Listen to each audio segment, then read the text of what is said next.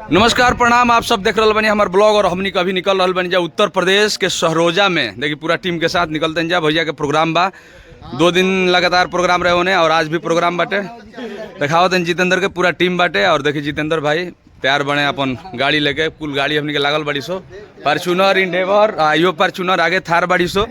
हमनी के पूरा टीम के साथ इंजॉय करत जात तनी जा। और रोतासी जी रील बनई हन, ऐसे हम तनी वीडियो म्यूट करब। हेलो नमस्कार। देखिए आज के शो बा, भैया का आज के शो बाटे यूपी के सहरोजा में। तो अभी शो के तैयारी बा और हमनी के निकल रहा बनी जा शो खातिर। देखिए पूरा टीम के साथ शो में जा रहा बनी जा। अगर लगातार शो चल रहा बा। 1 तारीख के शो रहे सोमा में, 2 तारीख के कल हमनी के नेपाल के पास रहनी जा। कहाँ रहे शो कल? बेतिया में। और आज बाटे उत्तर प्रदेश के सहरोजा गांव में, बलिया में। हाँ, एकरा पहले रहे प्रोग्राम हमनी के बक्सर में कृष्णा महल, साथ में अलीसा भी बाड़ी। और पूरा टीम हमनी का प्रोग्राम खातिर निकलब जाई। रवि रसीला, पिंटू प्रेमी, सोनू भैया और सब कोई बा। बना दा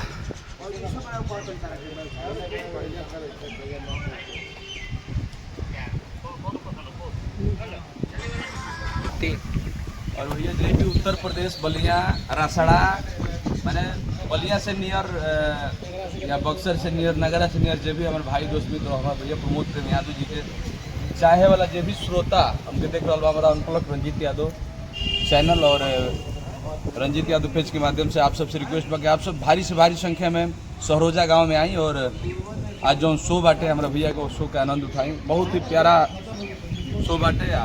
बहुत आई जा, आप सब मस्ती कर जाई, शो के मजा लिया जाए। साथ में उत्तर प्रदेश के ही भैया के शिष्य वालों विशाल प्रेमिया, प्रियांशु प्रेमी के भी आगमन हो रहा बा। साथ में पिंटू प्रेमी, रवि रसीला, बाकी सब टीम हमारा आ रहा बिया। तो जब भी हमारे भाई दोस्त मित्र बा विशाल प्रेमी बने, कैमरा अभी ले ले बने प्रियांशु प्रेमी, ये लोग भी आई लो। सबके दिल से धन्यवाद बा। अपना गुरुजी के साथ आ रहल बन हमने का सिकंदरपुर और रत्सर के बीच में गांव बा सहरोजा।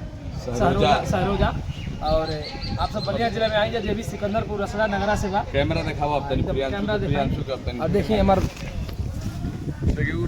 विशाल प्रेमी या बलिया के धरती से ही भैया के शिष्य छोटा हम लोग का भाई प्रियांशु प्रेमी।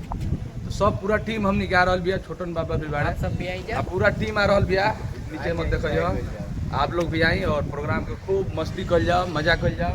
बाकी देखिए और एगो गाड़ी निकल रहल बिया फॉर्च्यूनर, एगो फॉर्च्यूनर है दे बिया, एगो फॉर्च्यूनर निकल बिया, 2-3 गो थार बाड़ी सो अभी आगे। घर से रंजरों को लेके अशोक प्रेमी भैया सब लोग आ रहल बा एकदम। सब कोई आई, आप लोग भी आई। आगे दिखा दो, आगे दिखा दो।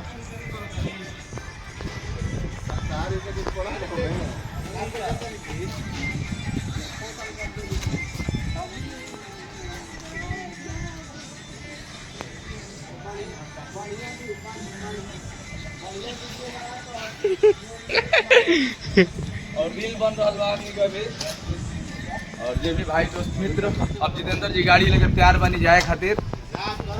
ये गाड़ी होने भी आ